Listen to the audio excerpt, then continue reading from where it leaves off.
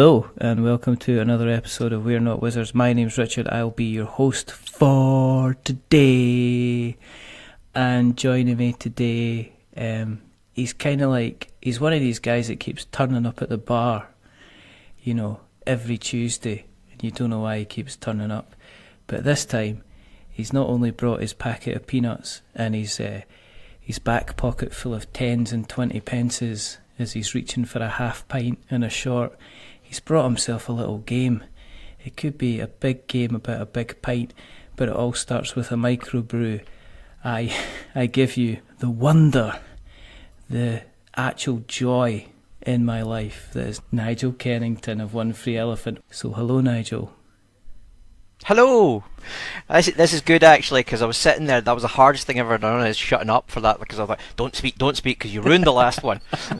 The reason that we do this is quite simply because we are approaching episode 200, and if I don't get to 200, I'm going to hurt somebody. It's that simple. So Nigel is helping us along our merry way. And the other reason that we're bringing Nigel in tonight is because they do have a new game coming to Kickstarter. Actually, it's coming to Kickstarter this weekend. It's going to be launching in Tabletop Scotland, is that right, Nigel? It is, yeah. I mean, we thought, well, doing a Kickstarter, that's not stressful enough, so what should we do instead? We'll do it while we're demoing at a con at the same time. That'll make our lives easier. Oh, dear. There was a thought process that was a good idea, and I can't remember what it was now. It's definitely not a good idea. Well, I don't know, it could be a fun idea. It's something a bit different, isn't it, to do kind of like, let's press the button. I don't know, are you actually going to be pressing the button when you're at Tabletop Scotland? I don't know, we should get like a box with a big red button on the top of it. Do something, eh? Or one of those plungers, but then we might be blowing up Perth, so, you know, that might not be a good thing. What day are you doing it? What day is the launch? Is it a Saturday you're doing the launch? It's a Saturday we're doing the launch, yeah. Right, okay. So we're going to... Are you doing it in the afternoon? Are you doing it in the afternoon? Yeah, the plan is to do it at 4 o'clock. I don't know why the plan is to do it at 4 o'clock. You'll have to ask the grown-up.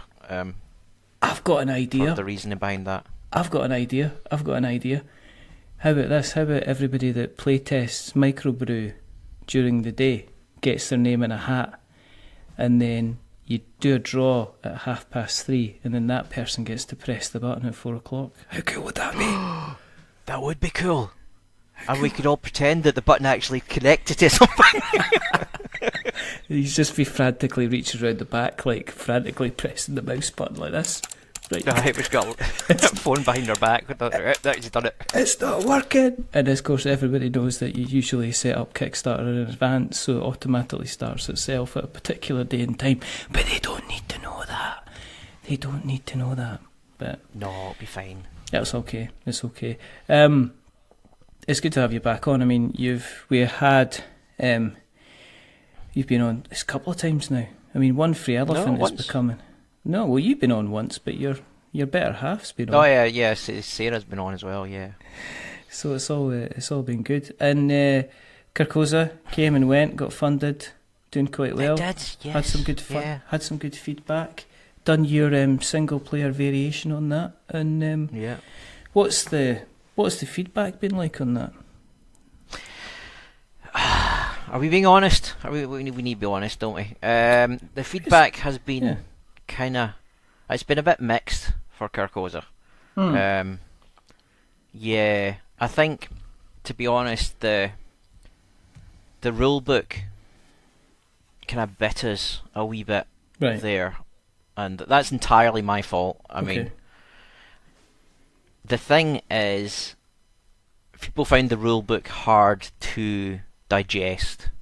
I was trying to do a thing, and I think I got caught up in the theme, because obviously it's Carcosa and it's Lovecraftian and it's all about ancient tomes and that sort of thing. So I thought, I'll do the rulebook like an ancient tome, and it'll be like a discovery thing, like you've got your own, you're part of the experience. Yeah, it was like it was a mechanism to deliver setting, to set the theme, and it worked really well for that. It looks like an ancient tome, it reads like an ancient tome. And apparently, according to certain quarters of like Board Game Geek, it's as digestible as an ancient tome. Yeah, I mean, yeah. See, the thing is, once people get it, they really enjoy it, or the people that enjoy it do enjoy it really well, because ultimately it's a game, yeah. So it's got an audience that like it. It's got some folk that really like it, and it's got some folk that hate it, like everything else. But I think the thing that disappointed me most about Carcosa was the fact that I could clearly see that there were people that would enjoy it, but hadn't managed to get through the rulebook. So that's one of the things that I really wanted to fix with our new project. Because now I understand a lot more about how people digest rules. Yeah, and we've had consultation from loads of people. I mean, we even had consultation from Paul Grogan, and then we took that on board, and then we did more consultation with that. There's another guy who was one of the really keen backers from Carcosa, who we sent a copy of the game to, because he did lots of suggestions and help for the rules when I was doing the rewrites of the co-op game, because there's like a free version of there's a co-op game now for Carcosa that you can download for free off the internet. So I fixed a lot of the things that were, and clarified a lot of things in the rules for that, and that was the help of a guy called Hector, who's actually Greek. And he was massively helpful. He was giving these like pages of things. You fix this, and new rules. And so I thought, well, we'll send him the rules for Microbrew, and he's done the same thing for that. So, it's one of the things. I've forgotten the point I was making now. It's about rules, basically. Yeah. Well, we're talking about Carcosa. The problem, I mean, Carcosa is still a game I'm really proud of. I think people have fun with it. Yeah, particularly at cons where when I'm physically there to show them how to play it. People get it, and they go, "Oh, this is a great game," sort of thing. But I think, there was something we needed to fix with the rules. Was that the theme? So the theme kind of hurt it a little bit, or was it your? I think it was because it was me running away with the theme was the thing. Yeah. Mm-hmm. I mean, I've started looking at rules myself only because I'm working on a few things, and one of them is the accessibility of rules. Tease. Well, I can't actually say what I'm doing, but one of the things that I played Root on Friday there, and I think there was two different sets of rules, and then there was actually, this is what we're going to do, playing around. And if you wanted to digest the heavy rules, then the heavy rules were there. There was no pictures in it. It was just like references and text, and this is what you do and everything like that. And then it had, this is how you play the game. And it was a lovely little kind of illustrated booklet to say, this is what you should do, and to get you there as quickly as possible. So it was almost like an option for people. And I was kind of looking at that, and I don't know, I see where people were coming from with Carcosa. I was lucky in the fact that you and I have kind of met a couple of times, and I've hung around tables, and Colin's kind of played it, and it's been once you get it, once you know how to play it, it's really easy to play. But I can see kind of how the barrier can be, and I'm just wondering if that's maybe something that you see a lot in games, as the theme, sometimes the need to cling on to a theme can sometimes affect how you actually explain the game sometimes, I guess. But we'll kind of see. Would you go back and change it? I mean, mechanically, no. Right. I mean, mechanically, I think it's sound. Yes. The rules, yes, I probably would. If we did a reprint or something. I mean, we've only got like 100 copies of it left that we need to get shot of. That's amazing. How many did you have at the end of the Kickstarter? We had 2,000. We did, our print run was 2,000. Right. And we've got 100 left. And how many went to backers? There was, oh God, you're asking for numbers now. I'm not asking. We had about 900 backers. That's incredible. That's fairly good going. Yeah, we were really pleased with that. And on top of that, some of them were retailers who took like a couple of crates of them. Yeah. So that took us up to about probably like 1,000 for that. And then there was a German version and the Italian version. that we did as well. Was it kind of weird seeing your game and kind of like translated into different languages? I take it there's a first barrier to saying, well, this game's actually going to be created. It must have been a bit of a mind-blowing scenario when you've seen them actually in different languages as well. Yeah. It's slightly odd. I mean, none of the components are language dependent, so it doesn't look. It's just the rule book that's different. Yeah, but it is slightly odd when you open the book because you can know where everything is because the rule book's laid out the same. Yeah. And I've read the damn rules so many times. It's like, I can speak Italian, but no, it's just. Where's the bit where the hovercraft has got lots of eels? That was actually quite good as well because one of the things we found at Essen was people judge you on the quality of your translation as well. So it's like, oh, we've got German rules and that sort of thing, and they give you a look like this is a trap. And you think, show me your German rules. You're like, here you go. But because we got it done through Happy Shops, it wasn't just some random spot of the internet that we got to do it. And we got the Italian version done through the company that actually published it as well, and they got a guy in to translate it.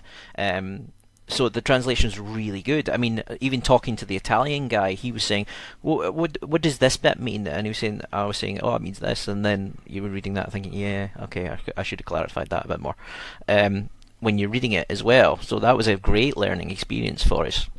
I suppose it must be different. I mean, I deal with translators in my day job, and they're like, say to me, what was it? I was doing a translation for... I was doing a translation and they basically said you can't use this word because this word doesn't apply to this product, kind of thing. Nobody's going to understand what you're talking about. I think they were talking about something like they're saying where basically you're using the word size as people would use size in relation to clothes. You're using it in terms of as a weight or something like that instead. It was just the way the translation. It wasn't the exact translation, but that was how it was kind of worked out. And my mind was blown. So it's like, oh, you need to use a completely different word in it's context Italian for it to work. And he says, because otherwise, he says it's not just the individual words. It's like the context and the syntax of the sentence itself, how it all works out, gives you a completely different sentence from what you're kind of saying. You're not saying anything offensive, but you might say something that folk will just look at and just say, that doesn't make any sense at all, pal.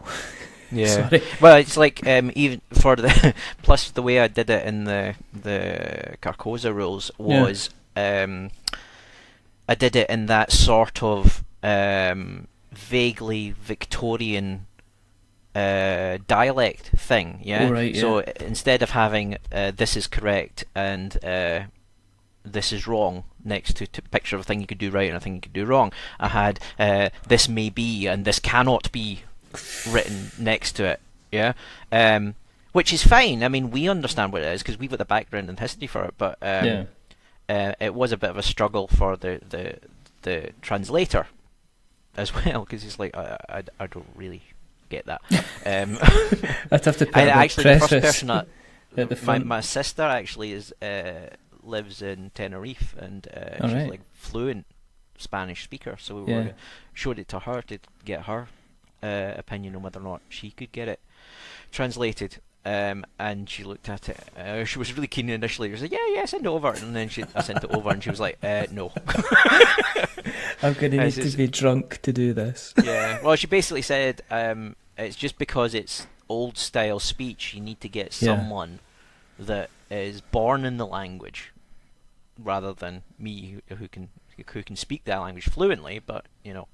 Yeah, again, it's like translating the words directly, isn't it? It's like sticking the words directly into Google Translate, and it'll come out and say that cannot be, but somebody looking at it will go, nah, didn't he?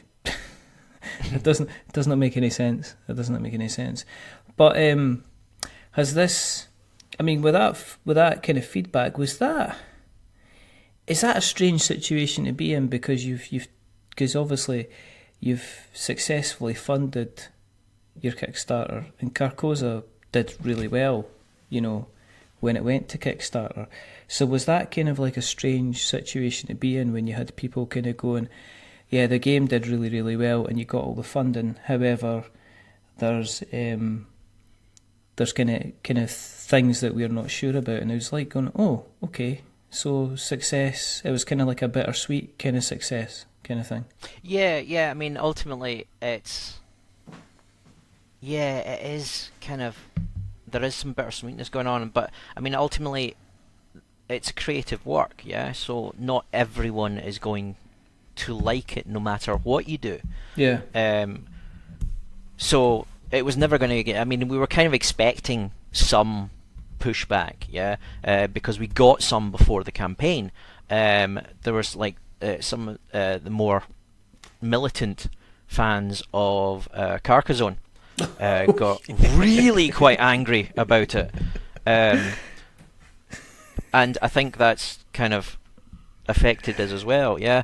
So there's people that will go on and never have played the game, or have just looked at a picture of the game and read the back of the box, and that's them. They know, and they will go on to BGG and give you a 2 out of 10.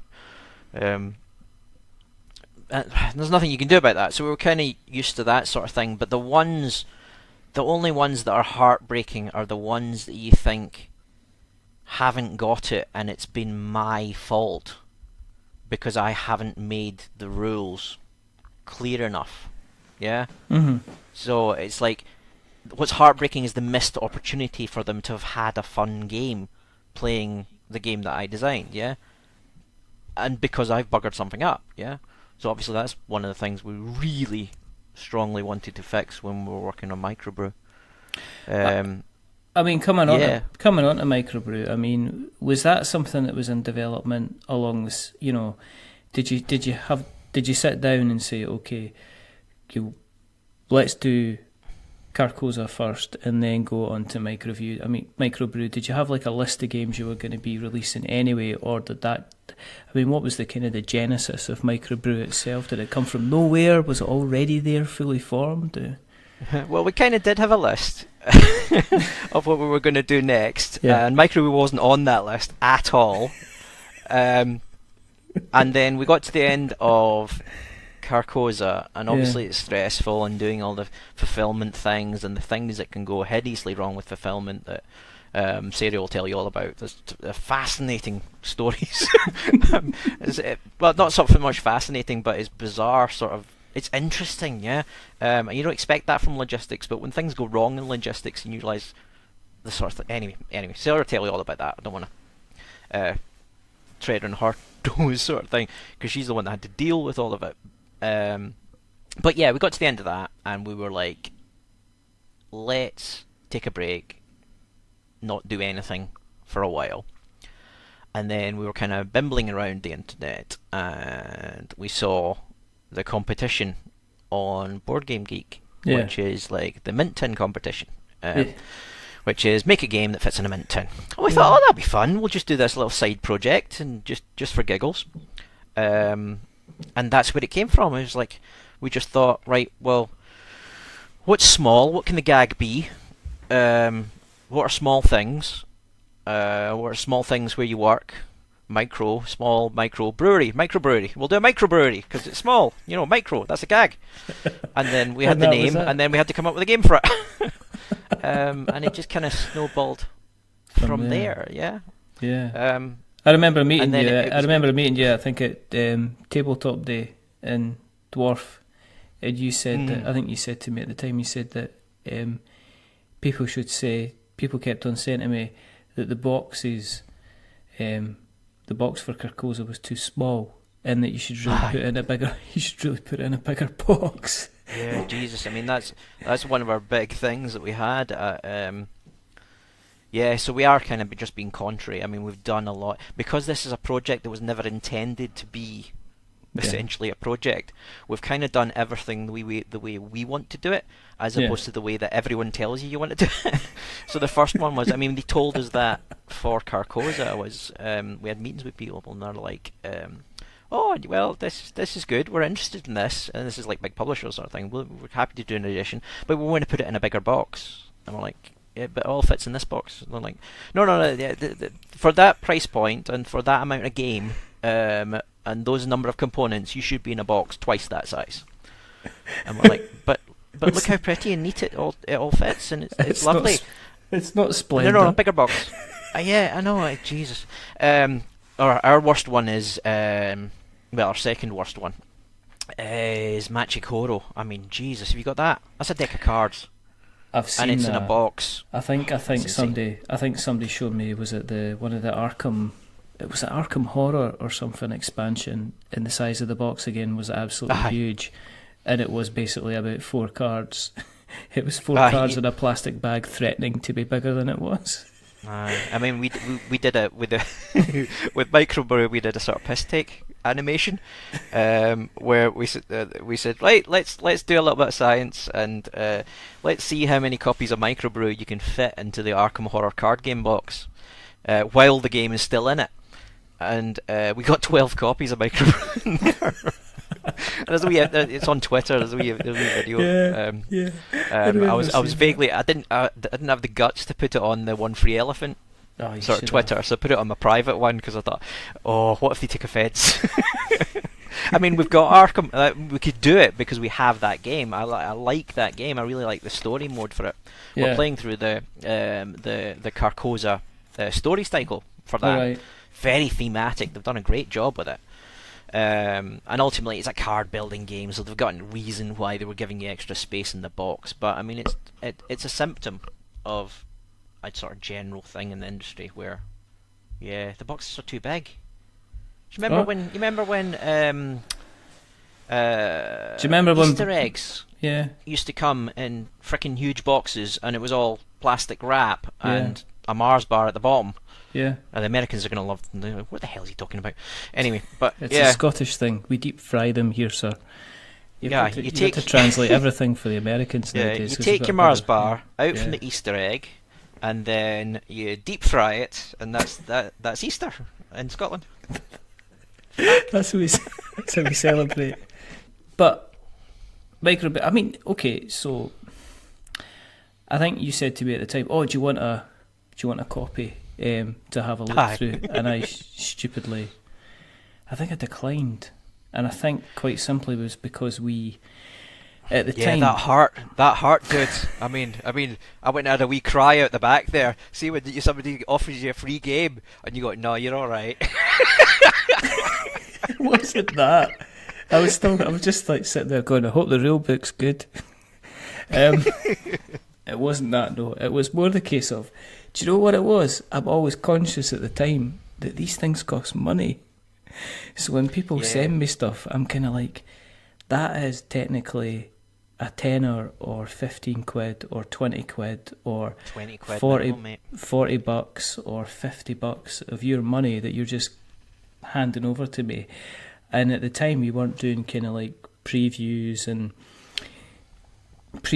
first thoughts and stuff like that, you know. So, but now obviously we've got quite a few people writing on the blog now, which is kind of cool. But I've then looked and I've seen there's a fair bit of a buzz. There's a lot of love going about. I've seen was it Rory at board meetings talk about it. He likes it a lot. Ian McAllister at Giant Brain, he was talking about it. I don't know, was it Polyhedron Collider? Did they get a shot of it as well? Yeah, they've got a copy. They had a wee tweet about it today, I think. Yeah, I think it was either Andy or Steve kind of dropped a wee tweet about it to say that they quite enjoyed it. There's a little bit of a nice, delightful kind of buzz going about it. Yeah, I mean, that's great now that we're doing it. It's an odd one. We're trying to do it. Obviously, we are doing it as a commercial thing now. Yeah, we're going to do a Kickstarter at the end of the week, so you know it's happening.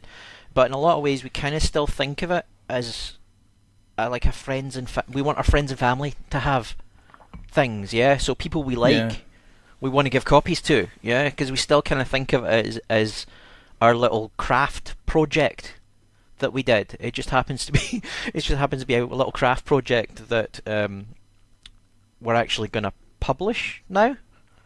I don't know if that makes any sense, but yeah, it kind of, we've done everything wrong. Yeah, I mean we're launching on a Saturday, which everyone says don't do. Exactly. On the Kickstarter forums. Yeah, it's in a tiny tin, which everyone says don't do because people won't pick it up. Yeah. What else? We're launching at a con, which everyone says don't do. So we're just kind of doing everything the way we want to do because it feels a more personal project from where it came from. Does that make sense? Yeah. I think. Do you know what? I think if something happens through like a happy accident, yeah. You know, I think if there's a bit of I think when you get into game design, I think there's a list of games that you come up with, and I think once you've launched a couple of Kickstarters like yourselves at One Free Elephant, I think there's a danger of going, what's commercially viable?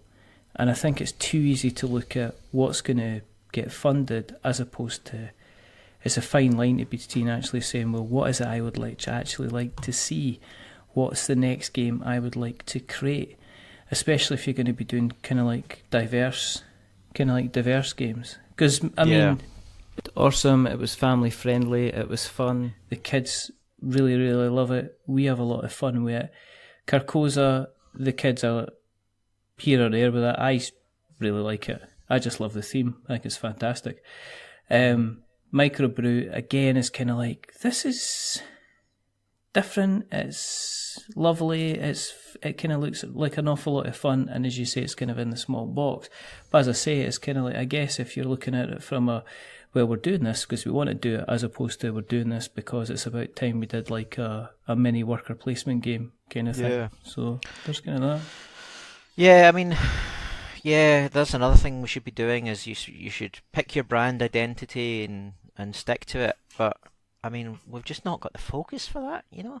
It's like we just do what's interesting, and we're kind of eclectic in what we play anyway.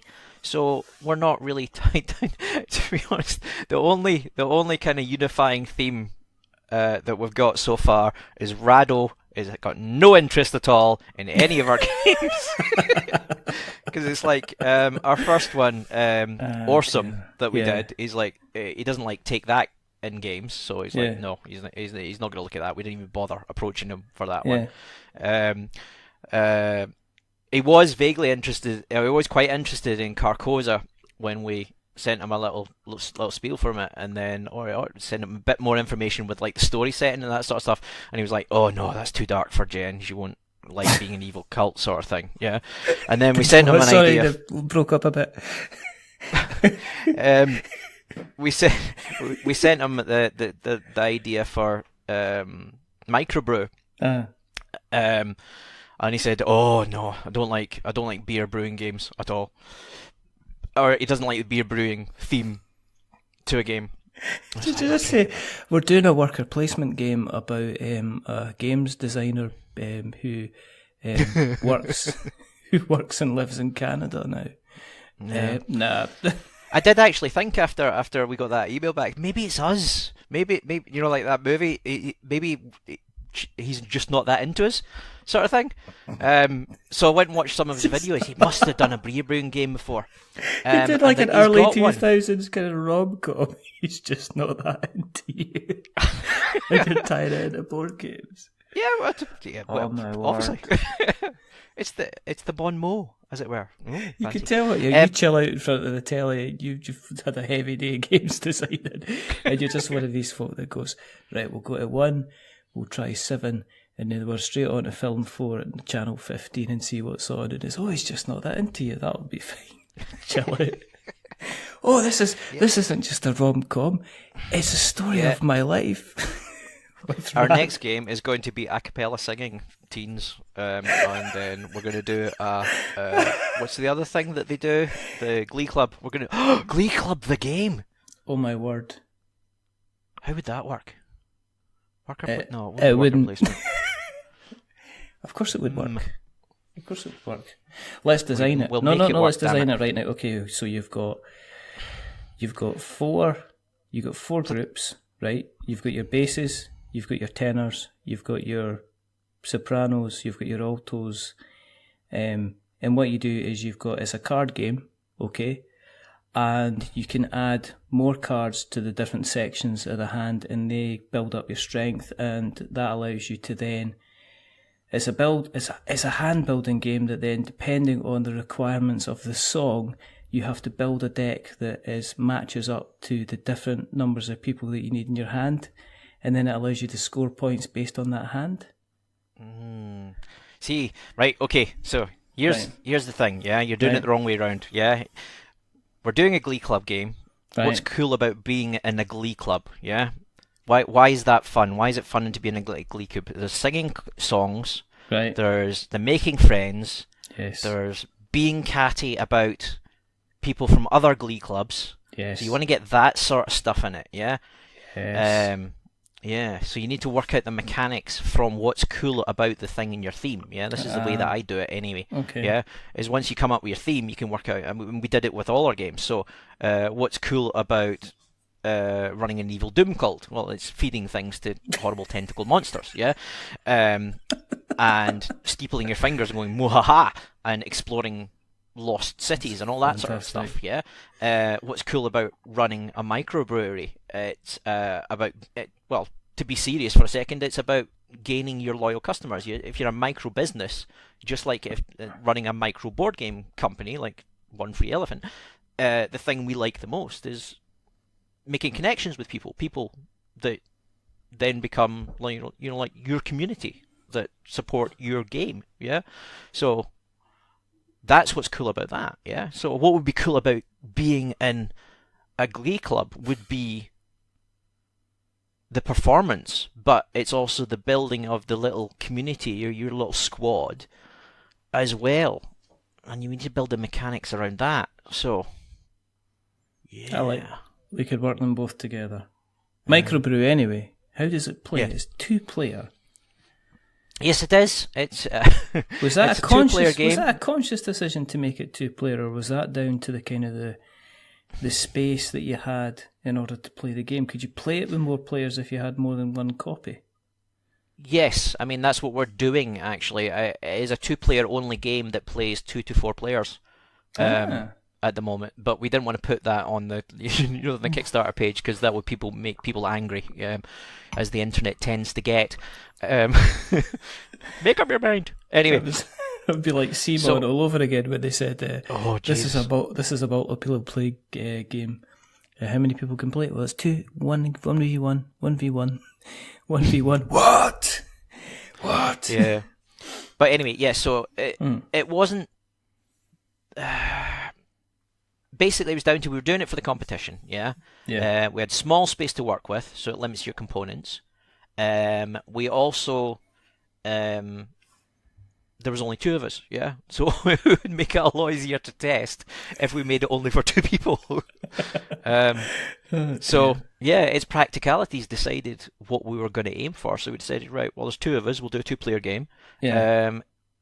We've only got a limited number of space that we can fit stuff in, so that means we don't need extra components if it's aiming for 2 players. So yeah, and it was just a matter of, well, how do we make this 2-player game interesting? How do we make it, because there's a lot of 2-player games, but we wanted to make something that felt like you could do your own thing, but at the same time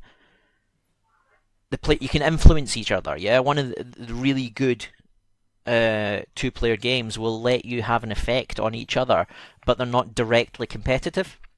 So you don't. Yeah. So what we did was we built the systems so that if you get in the way of somebody else, you get a reward, but they don't get punished. So we wanted to build the systems so that it's you're rewarding good play as opposed to punishing bad play. Yeah, we don't give mechanisms for you to take that. We just give you the mechanisms so that you can place yourself in a way that the other player pushes you forwards. Yeah, I think that's important. No, I think that's really important in a relatively smaller, or maybe kind of slightly simpler kind of game. Yeah, because otherwise, if it's punishment all the time, people just won't want to play it. Yes, exactly. And if it's always two players as well, you've got to keep an eye on the fact that it will be the same two players. Yeah. Yeah. So yeah, I mean, if you played like Ticket to Ride two player? No, but I've seen a lot of people play it two player, and it just looks dull. It's actually it's a good game, but it allows you to be really vicious when it's two players. Yeah, when there's more than two players in Ticket to Ride, if you play aggressively and you go after someone, you lose, right? So if there's three players and player A goes after player B, then probably player C is going to win, right? But if it's just player A and player B, then you play aggressively, there's no real penalty for that aggression.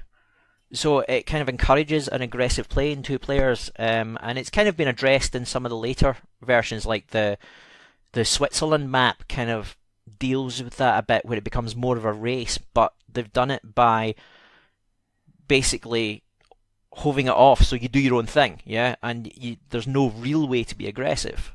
So what we wanted to do in Microbrew is make it so that you can still influence each other. You still feel like you're participating in the same space, but you're not punishing someone.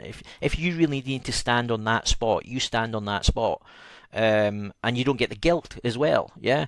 So some people, when they play like two-player games, you don't want to get in the other person's way, but you really want that spot, but you don't want to upset them. Yeah.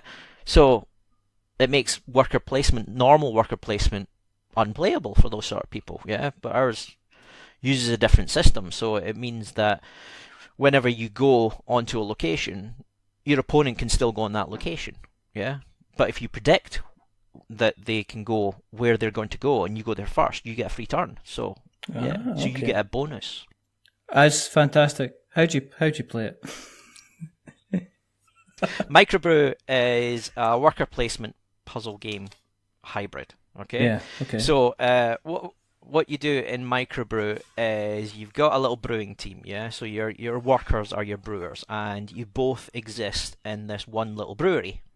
And the slots in the brewery are the places that you can go to. So you can go to the brew section and take a brew action, and you can go to the bottle section and take a bottle action, and so on.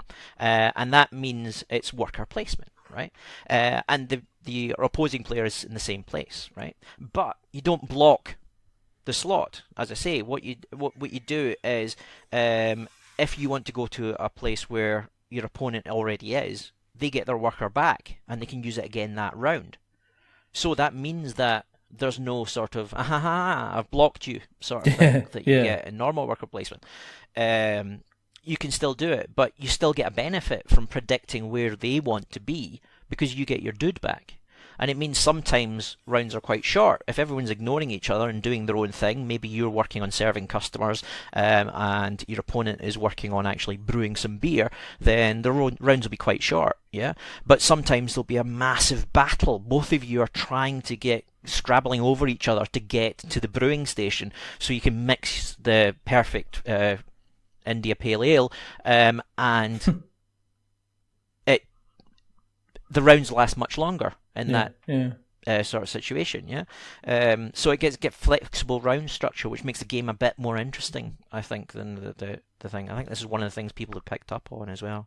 Yeah, on top of that, we've got the actual brewing itself, yeah. So there's the worker placement, and there's a puzzle element as well, because you've got recipes, right? And there was a review that did find for Rado doing a worker placement brewing game, yeah, and he did say, "Oh, I quite like this sort of thing, but I hate the theme." So it wasn't just us he wasn't into. But I can't imagine doing that, because I'm looking at kind of like somebody said to me, "Oh, brewing."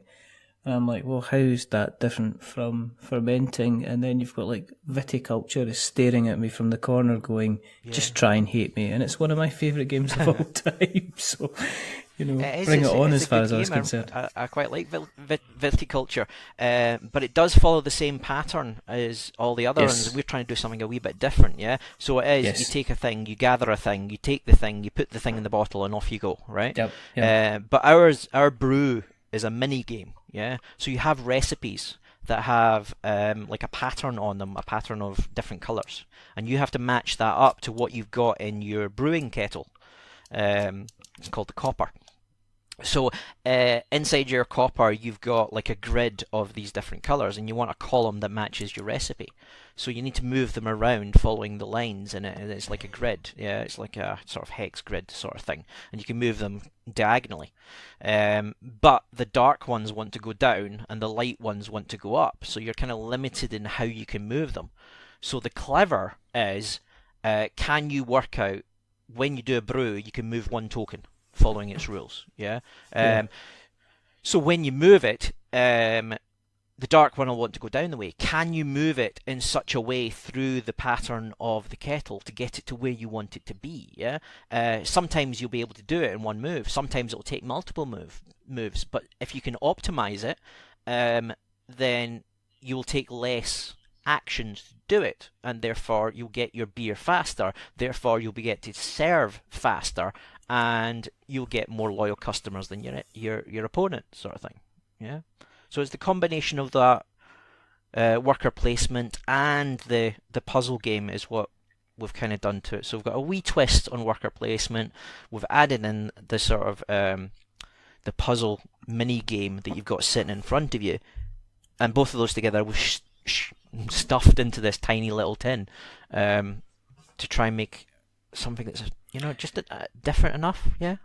Did it grow organically? I mean, is the first iteration of Microbrew, I mean, did it grow and change? Oh, I yeah. mean, is that like how, is that what you did with, like, say, Awesome? Is that how that kind of changed as well? I mean, I know that when I spoke to Sarah, you sounded like there was, like with you guys seem to kind of like, here's an idea and let's just be open in changing it and moving it about and getting it right before it kind of works. So is that kind of like your methodology? You said yourself you kind of get the theme and you say, well, what's fun about this theme and how do we bring it into a game? So is that what you did for Microbrew? Microbrew itself, yeah? Yeah, I mean, it's basically, it's refinement, yeah? It's, you just think of everything you can think of that is cool about your subject, and you bung it all in there, yeah? And then you start cutting it out until it's like our brewing puzzle has gone through so many iterations, and it's got simpler every single time, yeah? Because you need to make it simpler. It's a board game, effectively. You want it to be accessible. You want people to understand it. They want them to be able to understand it in their first game, yeah? So the rules had to get simpler on each iteration until it becomes digestible. And yeah, you come up with a whole bunch of stuff. So it used to be a lot more complicated. The puzzle used to be much, much harder. Yeah. But each time you just shave a little bit of it. You shave a little bit off it until you get something that is, fun. I mean, otherwise it becomes work. But I mean, in the process between you and Sarah, who's more likely to kind of like take the wheel and kind of do the shaving? Even mean, it's not you, obviously, because you got a beard. But no, seriously, I mean, is it something that you come to kind of a mutual decision? Do you bounce ideas back off each other? Have you got is it a case that you've got kind of like, is it being shared ownership of the game? Because I know that Awesome was very much kind of Sarah's baby, Carcosa was very much yours. Yeah. So with Microbrew, has that been more of a shared kind of development? Yes, it definitely has. And in some ways that's been the bit that's been more tricky, yeah, is finding the line between we both need to like something for it to stay in the game, yeah. Yes. Whereas with Awesome, you're right, Sarah had editorial control over that. It was her game. Mm-hmm. So if she liked something and I didn't, it stayed in. And the same with Carcosa. If she didn't like something and I did, it stayed in. Because I was creative control on Carcosa and Sarah was creative control on Awesome. So this is both of us. So it's taken probably longer to make decisions on certain things because ultimately somebody has to back down. And sometimes it was me, and sometimes it was Sarah. But I think it's possibly been better because of it. Yeah, I think the game's possibly... It's definitely... I think Microbrew is definitely... my next game that's coming out is definitely my best game ever. And you know, how many times... Yes, my next movie is my best movie. You get that in any interview. But honestly, I think it is, and I think it's because we've worked on it together. So there's been more people shaving the corners of it. I do that for cups of tea. This next cup of tea is the best cup of tea I've ever made. But it must be exciting. I mean, kind of creating something kind of like together, yes. And having that backbone, and having a couple of successful games under your belt, and the brand itself seems to be growing. I mean, and I don't mean. I mean, whenever you meet you two, and I encourage anybody that's going to Tabletop Scotland over the weekend, because we'll make sure this episode is out before Tabletop Scotland it takes place. Is that you two are you're very approachable, you're very friendly, and it's not. Do you know how you? It's not like it doesn't come naturally to you guys. It's not a case that you're kind of putting it on. You kind of walk up and you're kind of very, very kind of approachable and easy to kind of chat to and get on with. And you're obviously being able to kind of explain the games quite well. Is it important to kind of, do you feel kind of branded now? Do you feel you're kind of like, this is what people expect when they're considering a one free elephant type of game, I don't know, to be honest. I mean, we do the cons and we enjoy the cons and we love the talking to people and being part of the community. Yeah, I mean, ultimately, this is not a profit-making enterprise. We're not going to pay off the mortgage because we've made these games. Even close. I mean, we've all got real jobs, but what we're doing it for is because you can talk to people about games and talk to people about their games designs, and people will come and talk to you and ask you questions about and stuff like this. And we do like to do stuff to give things back. So if somebody comes up to you and talks to you about, shows you their design, we get that. We're getting that increasingly now. People will come in. I've designed a game. Do you want to publish it? And we're like, well, no, we only publish games that we make. Sort of thing, but show us your game, and we'll talk to you about it and give you some suggestions and hints and tips about what you should be doing next, who to talk to, and that sort of thing. Yeah, and it happens because you even like new podcasters and folk like that come up and talk to you and want to talk to you about the game and do an interview and stuff like that. It's being part of the community that we're doing it for. I've forgotten what your question was now. I've just rambled for ages about touchy-feely stuff. It's just no. Oh, branding, that was it. Yeah. So, branding. No, I don't think we have a brand. We probably should have a brand. But we've done a family game, we've done a cosmic horror game, and now we're doing a drinking game. So we don't have a consistent brand at all. We just want people to recognise us and realise that it's me and Sarah making games because we think it's kind of fun and we enjoy being part of the community. So is that a brand? Probably not, but it's us. It's a vision. I think, as I say, I've never... there's always a sense of fun. And there's always the welcome, and it's always sit down and have a game of this, sit down and have a game of that, I think, which is very, very important to kind of get that sense of community. And there is kind of like a decent community growing up around Scotland now as well. You have got, I mean, we've got obviously Justin, Gladiatores, we've got Mark, Mark's still doing his thing, he's still going out and about, showing everybody kind of wreck and ruin, You've got yourselves, you've obviously got Captain Aqueduct himself, Mr. Kevin Young. Is that a reference anyone's going to get? That's the reference anyone is going to get, and only people that know him is going to... No, Kevin did Legends Untold. And he's the big hitter, isn't he? Yeah, he's the biggest Scottish one so far, as far as I know. He's the big kahuna. Yeah. The big cheese. He's going to be there on Saturday as well. He's the daddy. See, when somebody makes us cry, we all go crying to him, and then he takes them out the back and beats them up. Which is always good. Which is always good. Which is always good. But no, I mean, there's Kevin, he's been mean to me on the radio.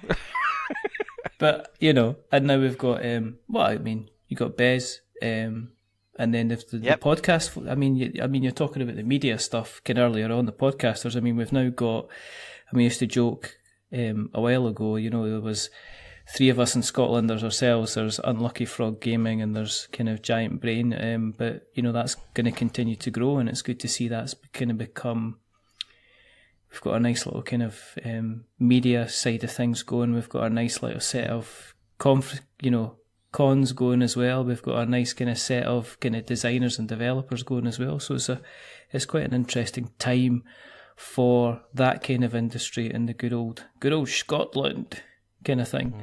Sarah's going to be on the Tabletop Scotland. There's a panel show, is it?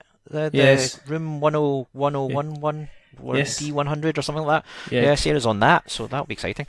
I'm on that as well. Are you? Yes. Are you going to give us any clues of what you're going to talk about?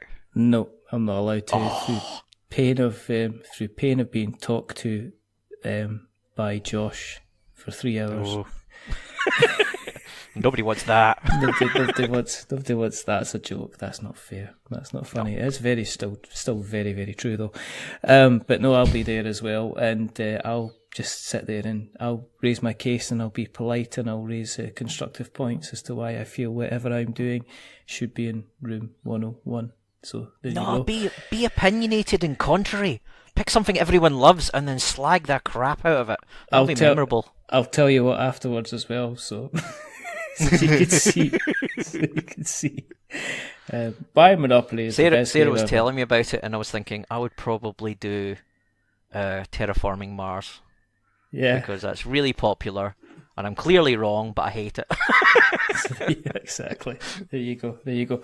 How much is Microbrew going to be? It is going to be 15 of your Earth pounds. Okay. That's it. It gets you a copy of Microbrew. If you get 2 tins, then you can play it up to 4 players as well, because it's like the little brewery's got a 3 to 4 player on the back. So if you want to play it for 3 or 4 players, then it would be £30 because you need 2 tins. Yeah, and that's literally down to the fact that we physically couldn't fit all the bits for 3 and 4 player into the 1 tin. I mean, yeah, there's little animations of that on the web as well, and it's we used all the space. And the campaign's going to be running. Was it going to be 28? Is it 30 days or 28 days? Is it for the 1st to the 30th or something like that? Yeah, it will definitely be one of those. Definitely be one. Look, we're just trying to get the damn thing out just now. Yeah. Exactly. Yeah, exactly. Ask Sarah. She'll know when the end date is. I don't know that. I think it's 30 days it's running for. Well, we're going to speak. I'm fairly certain of that. I think we're going to be speaking to Sarah towards the end of the campaign. So yeah, that'll be cool because then you can get. You got a list of corrections. Let me start off by giving a list of corrections as to what Nigel said wrong in the episode he was on. That's fine. I think you got away a bit with that. See, I think wasn't that not what happened last time though? Is Sarah went before the campaign, and then I went towards the end of the campaign. So I was kind of hyper and psychotic. Yeah, it was fantastic. So with any luck, when you get Sarah on it towards the end of the campaign, she'll be hyper and psychotic. It'll be absolutely fantastic. I really, really can't wait. For people who want to keep an eye, obviously what we'll do is we'll make sure as soon as we know the link, we shall put a link in the show notes so that everybody can be made aware of Microbrew. As I say, a bit of buzz about it. Everybody that I know that's spoken about it, that's mentioned it, has been very impressed, has enjoyed it, has had a lot of fun. Yeah. It's something we were worried about as well, yeah, because, Carcosa, it's got a kind of built-in audience, yeah. People are attracted to that theme, so we were kind of worried with Microbrew, and that it was it didn't have a kind of built-in audience, but yeah, it seems to have found one, and it's something we're really excited about. Exactly. That No, we that's managed good. to find that. Yeah. That's really You cool. didn't say That's notes really to show. I mean, cool. I've not done it yet. all right. I thought you okay. No. I'm messing with your format again. Sorry, I'll stop. It's just fine. It's okay. It's okay. You've got to do it right, dude. I need closure. If people, are you ready? No, Okay. wait. Okay, right. Wait. Yeah, If people, go. right, okay. If people want to find you on the internet webs, where can we find you, Mr. Nigel Kennington? You can find us. I'm prepared for this time because last time I was like, I don't know. But www.onefreeelephant.co.uk is our little website. Okay. It's not great, but I made it, so I'm proud of it. We're on Facebook as well, if you just search for One Free Elephant. Yes. We're on Twitter. Again, last time I was like, I don't really get Twitter, but I've got the hang of it now. So we've got Sarah runs the sort of official One Free Elephant Twitter thing, and we've both got personal accounts on Twitter now. We are like Twitter people that tweet. Your Now, Twitter so yeah, you can get us a bunch of people. badasses. Yes, so One Free Elephant, if you search for that, then you'll find us on most of the social medias that the youth of today likes. And as I say, we will take all those links and we'll put them in the notes, in the show notes, so that we have notes to show. All right? Oh yeah, that There you feels go. good. Right, do the other thing now. Do it, do it, Okay, do it. okay. If you want to keep an eye on what we're up to, and we're still delighted and surprised that so many of you want to do almost episode 200. Don't know what we're going to do. It's probably just going to be a normal episode. It doesn't matter.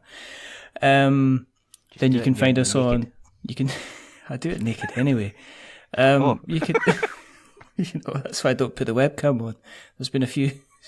I think the most surprised person was Jamie Stegmaier, because he had his webcam on. And he was like, oh, hello. It's like, you're lucky I stand up with a podcast. The boys need airing. But you can find us on Twitter at We're Not Wizards. Oh my goodness. You can find us on Facebook at We're Not Wizards. You can find us on YouTube at We're Not Wizards Tabletop Podcast. We are on Tumblr, for no idea why, / We're Not Wizards. You can find us on Instagram, We're Not Wizards. We have a blog, which has got reviews and, well, it's kind of reviews and first thoughts and all other types of wonderful things by people who contribute. If you want to contribute, get in contact. We're always happy to have people writing for the blog, and that's we're not wizards.blogspot.com. We've got our website, which is we're not wizards.com. Patreon is We're Not Wizards. Search We're Not Wizards on Patreon, you'll find us. You got a Stitcher and Spreaker and Acast and Podknife and Podbean and Spotify, and we're on Google Podcasts as well now. We're all over the shop. We cannot be stopped. And if you really like us, then please consider going to Apple Podcasts and dropping us a subscription. And if you like us even more, give us a rating or a review. Now, if you are going to be giving us a review, don't give us a 10, because it makes us big-headed. And don't give us a 1, because it makes us cry. Give us a 5, because it's average. It's in the middle, and we are decidedly average. But the person who's not been average, he's funny, he's furry, he's about to release. Funny? Is it too late for questions? I have a question. What?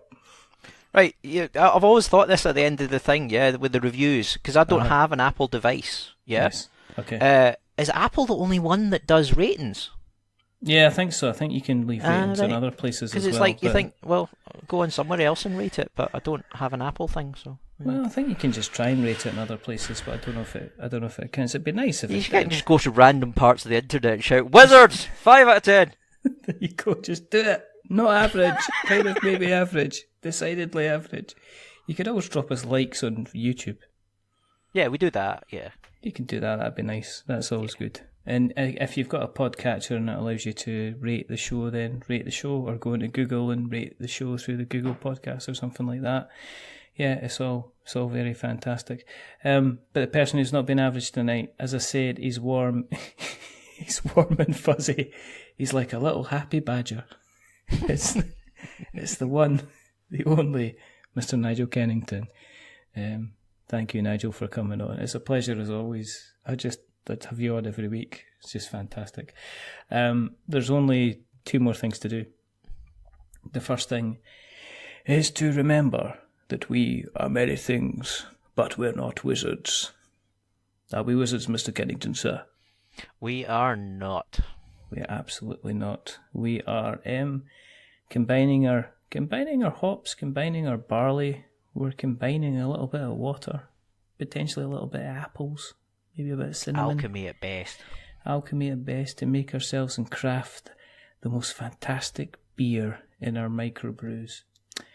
And the second thing is to say goodbye, and it is goodbye from Nigel. Say goodbye, Nigel. Bye-bye. And it's a goodbye from me. Remember, stay safe. Roll6s.com. And Microbrew, 1st of September. Check it out. 15 quid, gets you in the door. Everybody who has played this game so far, who has written any or said anything about this game at all, has been very, very positive about it indeed. And I'm kicking myself that when Nigel said, "Do you want a copy?" I said, "No, because I'm not funny." But until the until the next time, all the folk in America are going, "What, he's an arse?" But that's a bad impression. But until the next time, goodbye.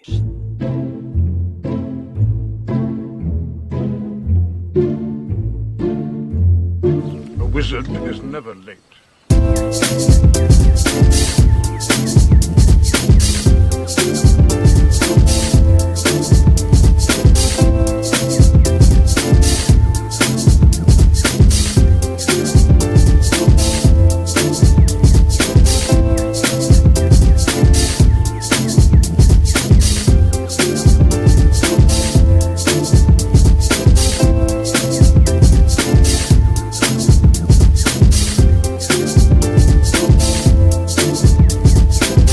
Nor is he early. He arrives precisely when he means to.